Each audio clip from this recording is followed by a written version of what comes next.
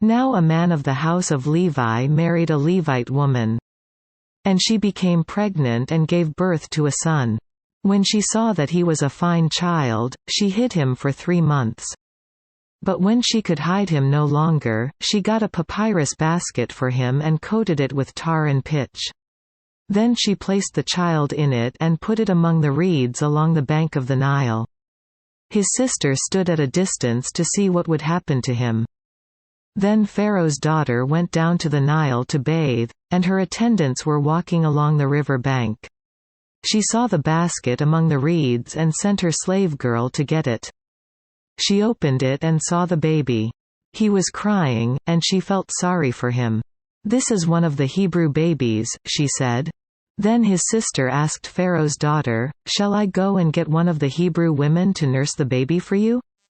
"Yes, go," she answered. And the girl went and got the baby's mother. Pharaoh's daughter said to her, "Take this baby and nurse him for me, and I will pay you." So the woman took the baby and nursed him. When the child grew older, she took him to Pharaoh's daughter and he became her son. She named him Moses, saying, "I drew him out of the water." One day, after Moses had grown up, he went out to where his own people were and watched them at their hard labor. He saw an Egyptian beating a Hebrew, one of his own people. Glancing this way and that and seeing no one, he killed the Egyptian and hid him in the sand. The next day he went out and saw 2 Hebrews fighting. He asked the one in the wrong, "Why are you hitting your fellow Hebrew?" The man said, "Who made you ruler and judge over us? Are you thinking of killing me as you killed the Egyptian?" Then Moses was afraid and thought, "What I did must have become known."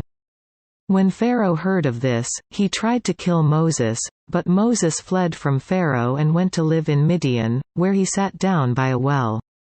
Now a priest of Midian had 7 daughters, and they came to draw water and fill the troughs to water their father's flock.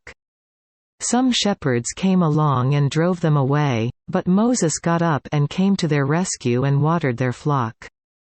When the girls returned to rule their father, he asked them, "Why have you returned so early today?"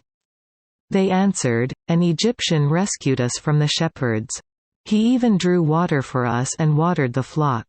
"And where is he?" he asked his daughters. "Why did you leave him?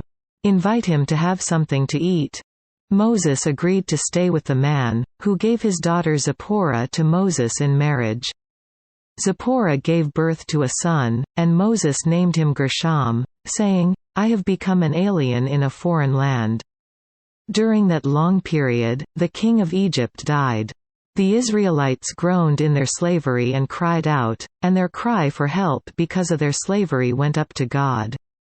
God heard their groaning and he remembered his covenant with Abraham, with Isaac and with Jacob. So God looked on the Israelites and was concerned about them.